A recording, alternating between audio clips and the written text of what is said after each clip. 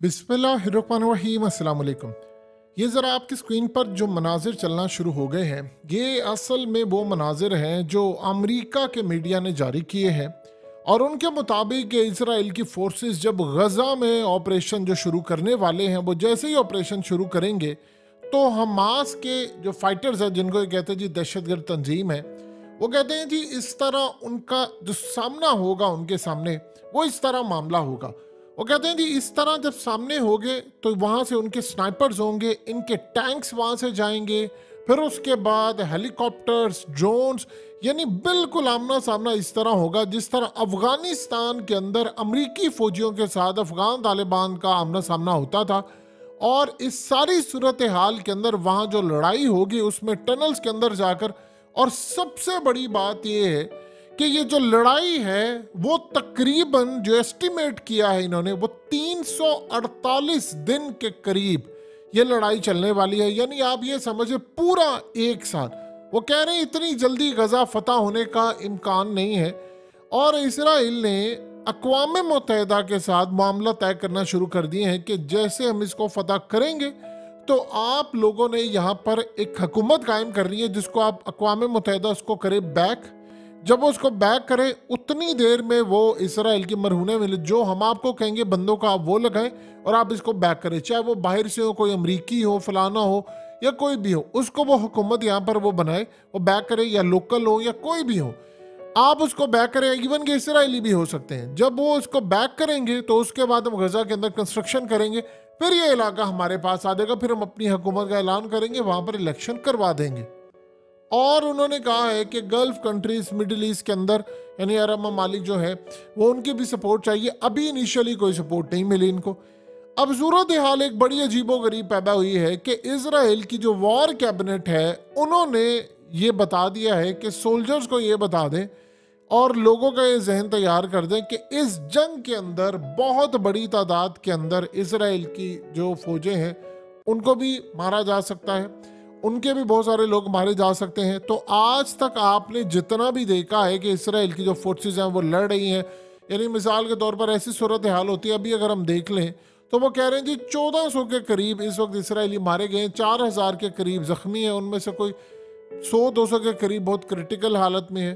तो उनकी जो फौज के लोग हैं वो कह रहे हैं कि जी वो बहुत ज़्यादा उसमें ज़ख्मी है, तो वो भी मारे गए हैं। लेकिन जो तादाद फ़लस्तीनियों की मारी गई है वो बहुत बड़ी तादाद के अंदर है। नेतन्याहू ने अब ये कह दिया है कि आप इसके लिए अपने आप को मेंटली तौर पर तैयार रखें, क्योंकि ये ना हो कि सारे मेरे ऊपर चढ़ दौड़े, क्योंकि वहाँ पर जो हमास के साथ हमारा मुकाबला होने वाला है वो इतना आसान नहीं है। उन्होंने कई साल ट्रेनिंग की है, वो टनल्स के अंदर बैठे हुए हैं, बारूदी सुरंगें उनकी हैं, उन्होंने खास तौर पर कंक्रीट की बिल्डिंग्स के अंदर है। तो ये जो लड़ाई होने वाली है ये हम इतनी जल्दी फतह नहीं करने वाले। अमेरिका बार बार इनको कह रहे हैं कि आप ये ऑपरेशन डिले कर दें, ऑपरेशन डिले कर दें। बाइडेन ने कल भी कहा ऑपरेशन डिले कर दें, उसे कहा जी नहीं, हमने ऑपरेशन डिले नहीं करना, क्योंकि हमारा जो टाइम है वो कहते जी हमारा मुकद्दस टाइम शुरू हो चुका है और इससे बाहर जाएंगे तो हमारी फतह नहीं होगी। लिहाजा इस सारी सूरत हाल के अंदर जो फ़लस्तीन के मामले पर मोहम्मद बिन सलमान ने स्टांस लिया, उन्होंने कह दिया है कि यहाँ पर काबिल कबूल नहीं है। और उसके बाद अर्दोगान ने कहा है कि यहाँ पर वो कत्लेआम होने वाला है जिसका हम अंदाज़ा भी नहीं लगा सकते। अब यहाँ जो सिलसिला शुरू होने वाला है वो बड़ा अजीबोगरीब है कि यहाँ ये कह रहे हैं कि जो जंग तकरीबन 348 दिन चलने वाली है। वहाँ उन्होंने काम ये किया कि इंटरनेट को बंद कर दिया है। BBC से लेकर अल जजीरा से लेकर तमाम चैनल इसराइल में बंद हो चुके हैं और उनको कहा है कि आप अपना बोरिया बिस्तर निकालें, यहाँ से निकले। यानी गजा में इंटरनेट बंद कर दिए। वहाँ के जर्नलिस्ट, वहाँ के लोकल लोगों के साथ जो राब्ते थे वो सारे मुनक़ता हो चुके हैं। किसी को कुछ नहीं पता वहाँ पर क्या होने वाला है और ये लोग किसी भी वक्त ग्राउंड ऑपरेशन शुरू करना चाहते हैं। ये जो बात है ये असल में अमेरिका के जो इंटेलिजेंस ऑफिसर हैं उन्होंने भी यही बात कही थी। स्कॉट रिटर ने उसने ये बात कही, उसने कहा कि असल में इस दफ़ा इसराइल को पता चलेगा इन्होंने सारी जिंदगी जो ट्रेनिंग की है वो फ़लस्तीनियों के खिलाफ की है जिनके हाथ में पत्थर हुआ करते थे। अब जो इनकी लड़ाई होने वाली है वो सख्त तरीन लड़ाई होने वाली है। उसमें डायरेक्टली हिजबुल्लाह है, ईरान है, उसमें हमास और दीगर है, और ये एक बड़ी लड़ाई होने वाली है जिसमें ये लोग ट्रेंड नहीं है। उन्होंने कहा इनके यूनिट्स 2-4 अच्छे काम करते हैं। इन्होंने सारी जिंदगी जो हुकूमतें की हैं वो किसी के आसरों के ऊपर की, अमेरिका को कह दिया फलान। अब इस सारी सूरत हाल के अंदर इनको सपोर्ट नहीं मिल पा रही। उन्होंने कहा कि जो इस दफा लड़ाई होने वाली उसमें इसराइल को बहुत बड़ी मार पड़ेगी और इनका बहुत भारी नुकसान होने वाला है। अब यहाँ जो सूरत हाल असल में इसराइल की पैदा हुई है उसको आप ये समझिए कि वो ग्राउंड पर जैसे उतरेंगे तो उन्होंने इंटरनेशनल मीडिया को करना है कंट्रोल। उन्होंने वहां पर उनको आने नहीं देना, वहां वो जो मर्जी करें। ये सबसे बड़ा टास्क होगा क्योंकि वहां पर अगर इंटरनेट नहीं है तो ये वीडियोस, ये डाटा, ये तमाम चीज़ें कैसे जारी होंगी कि वहां पर हो क्या रहा है, वहां पर चल क्या रहा है, वहां क्या सूरत हाल चल रही है। ये अब तक की सूरत हाल ऐसी है कि जिसका किसी को अंदाज़ा नहीं है। और वहां पर जो लोग हैं उनको निकालने का जो सिलसिला है वो कहाँ तक जाकर रुकेगा, क्योंकि सबसे बड़ी बात यह है कि वहां से लोगों को निकाल कर ऑपरेशन करना, वहां नई हुकूमत इंस्टॉल करना, ये असल में अगर ट्रेंड शुरू हो गया तो ये फिर हर मुल्क में होगा। यानी ये फिर लिबनान में भी करेंगे, वेस्ट बैंक में भी करेंगे, ये हर जगह जाकर ये करेंगे। और ये बड़ा ही अजीबोगरीब मामला होगा जिसका अंदाजा भी नहीं लगाया जा सकता। यानी कल को ऐसी हुकूमतें कायम यहाँ पर होना शुरू हो जाएंगी कि कल जो है वो शाम के अंदर ये काम करेंगे, वो हर जगह ये काम करेंगे कि हुकूमत कायम करे, वहाँ जाकर लड़ाई करे, अक़वाम मुत्तहिदा की आड़ के अंदर कायम करे अपने बंदों की हुकूमत, फिर उसके बाद ये मामला कर दे। अब यहाँ पर उन्होंने वार्न कर दिया इसराइल की वार कैबिनेट ने कि यहाँ पर जो मिसाइलों से हमला होगा या हमास ने जिस तरह तैयारी करके रखी हुई है वो आपको अंदाज़ा नहीं है कि उन्होंने 2-2.5 साल इसी दिन के लिए तैयारी की थी। टनल्स हैं उनके, उन्होंने वहाँ पर बारूदी सुरंगें बिछाई हुई हैं। तो जैसे इसराइल की फोर्सेज जो है वो ग्राउंड पर जाएंगी तो इतनी लंबी लड़ाई जाएगी कि 1 साल लगेगा और इस 1 साल के अंदर हमें कितनी कामयाबी मिलती हम कुछ कह नहीं सकते। तो इस सारे सूरत हाल में इसराइल ने जो ग्राउंड अपनी बनाकर रखी थी, जो मामला थे, अब उनको ये नज़र आ रहा है कि उनके फौजियों की बहुत बड़ी तादाद जो है वो भी मर सकती है, उनको नुकसान पहुंच सकता है।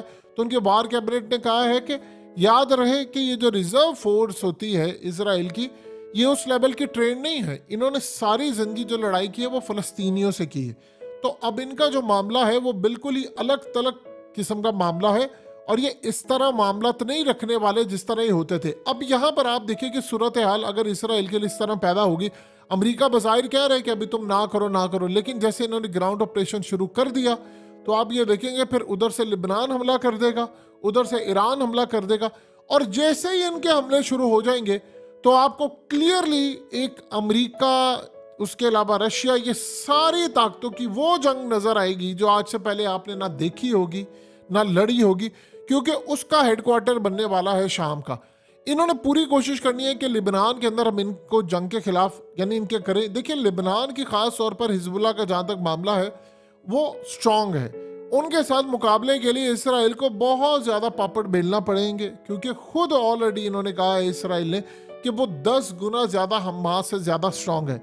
और यहाँ से जब लोगों का इनखला होगा तो अर्दगान ने कहा है कि वो इतनी बड़ी तारीख की बदतरीन, यानी आप इस समझो कह रहे कत्लेआम होगा कि जिसका अंदाज़ा लगाना ही मुश्किल है। नेतन्याहू ने 1983 के अंदर एक बात कही थी, उसने कहा था कि हमारे नज़दीक दहशतगर्दी ये नहीं है कि अगर जंग के अंदर आप जा रहे हैं और आपने मिसाइल दागा और वो मिसाइल जाकर दुश्मन की बजाय किसी हॉस्पिटल पर लग गया है, किसी बिल्डिंग पर गिर गया और वो तबाह हो गई, तो दहशतगर्दी नहीं है। यानी उनकी जो पॉलिसी है उसमें ये चीज़ शामिल है कि हम लोग जाकर स्कूल उड़ा दें, हम अस्पताल उड़ा दें, हम कोई चीज़ उड़ा दें। तो ये असल में सूरत हाल उन्होंने ऑलरेडी वाजिया करके रखी हुई है कि क्या और कहाँ तक मामला जा सकता है। देखिए बाइडन ने महमूद अब्बास को फ़ोन किया, उसे फ़ोन उठाने से इनकार कर दिया। उसे पुतिन का फ़ोन उठा रहा है, उससे बातचीत है, वो मॉस्को जा रहा है, वो चाइना के साथ राब्ते में, लेकिन बाइडन से उसने बात करने से इनकार कर दिया। क्योंकि उसकी सबसे बड़ी वजह यह है कि आप ये देखें कि यहाँ पर वो कोई ऐसी सूरत हाल नहीं, उसको पता है कि यहाँ से मैं गया तो उसके बाद यानी अगर गजा की हुकूमत जाएगी तो उसके बाद मेरा भी तख्ता इन्होंने उलट देना और ये रिजीम चेंज ऑपरेशन है वो शुरू हो जाएगा। इसराइल ने अपने तमाम शहरियों को कहा है कि जितने मिस्र के अंदर हैं, जॉर्डन के अंदर हैं या मोरक्को के अंदर हैं, इमीडिएटली ये सारे के सारे मुल्क खाली कर दें।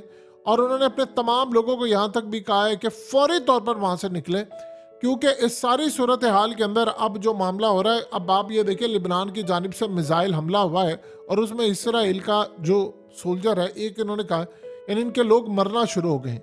अब इस सारी सूरत हाल में आप ये देखें कि सारे मामला इनके कंट्रोल से बाहर हैं। जो ये प्लान बनाकर बैठे हुए थे कि हमें मिडिल ईस्ट से सपोर्ट मिलेगी, हमें फलाना मिलेगा, वो सपोर्ट अभी तक इनको मिल नहीं पा रही। और जो रिएक्शन इन्होंने खुद कहा है कि जो रिएक्शन चाइना की जानिब से है, जो रशिया की जानिब से है, हमने उसको एक्सपेक्ट ही नहीं किया था कि वो इस तरह हमारे खिलाफ खड़े हो जाएंगे। उधर आप देख लेना, कहाँ मोहम्मद बिन सलमान इनसे बातचीत कर रहे थे, क्या वो बैठकर मामला तय करे, कहाँ उन्होंने ये ऐलान कर दिया है कि किसी सूरत यहाँ पर आपने फ़लस्तीनियों को निकाला तो काबिल कबूल नहीं होगा, हम किसी सूरत इसको तस्लीम ही नहीं करेंगे। अमेरिका ने इसराइल को वार्न कर दिया है कि एक बात आप अपने ज़हन में रख लीजिएगा, जो उनकी इंटेलिजेंस रिपोर्ट है, उन्होंने कहा है कि ईरान के साथ, क्योंकि इस वक्त इसराइल ये कह रहा है ईरान के ऊपर आप हमला कर दें और ईरान के ऊपर चढ़ दौड़े, उन्होंने इनको कहा है कि ईरान ने जो लड़ाई स्टार्ट करनी है वो प्रॉक्सीज के जरिए करनी है, वो ग्रुप्स के जरिए करनी है, चाहे वो हमास हो, चाहे वो हिजबुल्ला हो, फातमियून ब्रिगेड हो या ज़ैनबियून ब्रिगेड हो या इराक की मलेशिया हो। तो ये जो प्रॉक्सी के अंदर वो लड़ाई करेगा वो बहुत ज़्यादा खतरनाक होगी और उसको संभालना इतना मुश्किल होगा कि यह इसी तरह लगेगा जैसे आपको अफगानिस्तान वाली सूरत हाल होती हुई नजर आएगी। यानी उन्होंने कहा कि अभी अमेरिका ने कहा था कि हम 3-4 महीने के अंदर क्लियर कर लेंगे अफगानिस्तान, तो 23 साल नहीं वो कर पाए। इन्होंने कहा है कि हम 348 दिन के अंदर पूरे का पूरा गजा और ये तमाम चीज़ें फतह कर लेंगे। अभी इन्होंने कहने की बात है, ये तो जब बात की बात सूरत हाल होगी कि मामला किस जानिब जाएंगे, कितनी लंबी ये जंग चलेगी और इसराइल का उसमें नुकसान कितना होगा, ये असल में बात के मामलात हैं।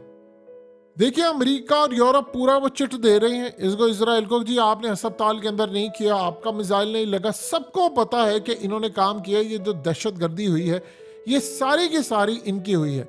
अब आप ये देखें कि अगर इसराइल ने कहा है कि 1,30,000 के करीब उनकी इंटेलिजेंस रिपोर्ट ये बता रही है कि लेबनान के अंदर मिसाइल है और वो सारे के सारे उन्होंने इसराइल पर दागने हैं, तो आप ये देखिए कि 1,30,000 मिसाइल जो होते हैं और वो कोई हमास वाले मिसाइल नहीं है, वो डिफरेंट है और वो स्ट्रेटजी बिल्कुल अलग है। तो इस सारी सूरत हाल के अंदर आप अंदाज़ा कर लें कि चीज़ें कितनी ज़्यादा ख़राब है। और अमेरिका को इस वक्त सबसे बड़ा मसला ये है कि उसको खित्ते के अंदर जो अड्डे हैं उसके वहाँ से सपोर्ट नहीं मिल रही कि ईरान के ऊपर हमला करो या आप लोग सपोर्ट करो इसराइल को। ये वो यहाँ पर इस सूरत हाल में बैठे हुए हैं कि बहुत ज़्यादा तबाहकुन मामला होने वाला है। 348 दिन इन्होंने अभी कहे हैं कि 348 दिन लगेंगे, वो 348 दिन हो सकता है 4 साल लग जाए या वो इसराइल को सेटबैक होना शुरू हो जाए। क्योंकि ये वो जो जंग है, जिस तरह आप ये देखें कि अफगानिस्तान के अंदर क्या हुआ था, जब अमरीकी गए थे तो तालिबान उन्होंने अंदर आने दिया, वो सारे भागे पहाड़ों में चले गए। उन्होंने अमेरिका को कोशिश की कि तुम अंदर आ जाओ। आज तक इसराइल की जो फोर्सेस है वो गजा के अंदर नहीं गई, ये बात समझिएगा, गजा के अंदर नहीं कि वो एयर स्ट्राइक करते हैं और चले जाते हैं। तो गजा में ग्राउंड पर जब वो उतरेंगी तो डायरेक्टली जब उनका हमास से मुकाबला होगा तो इसका मतलब है कि आप उनके इलाके में चले गए हैं। तो यहाँ से अगर आप उनके इलाके में चले गए हैं तो ये वही सूरत हाल होगी कि अफगानिस्तान के अंदर वो इंतजार कर रहे थे कि तुम यहाँ पर आओ, और जब एक दफा आप यहाँ पर आ जाएंगे, आप अंदर चले जाएंगे, तो फिर आपका बाहर निकलना बड़ा मुश्किल होगा। आप इमेजिन कीजिए कि अगर 1 साल के बाद भी इसराइल की जो फोर्सेस है वो मलिया मेट सारा कुछ कर दें, लेकिन वहां पर सूरत हाल ये पैदा हो कि उनको कामयाबी ना मिल सके, क्योंकि उधर से लेबनान फिर हमला शुरू कर देगा और जिस तर्ज पर वो हमला करेगा वो क्या मामला होगा। यानी इसराइल को जो लड़ाई का इस वक्त सामना करना पड़ेगा वो मल्टीपल फ्रंट्स होंगे, हमास के साथ, हिजबुल्ला के साथ, ईरान की प्रॉक्सी, शाम से, उधर रशिया भी। तो यानी वो कई फ्रंट से लड़ाई शुरू हो जाएगी। तो इसराइल की फोर्सेस उस लेवल की ट्रेन नहीं है कि वो ऑलरेडी ये काम करे। अब यहाँ क्या मामला होगा, कैसी सूरत हाल होगी, नेटो क्या करेगी, इसराइल के लिए ये बड़ा मामला ख़राब है और आने वाले वक्त में उनके लिए बड़ी परेशानियों का बाइस बनने वाला है।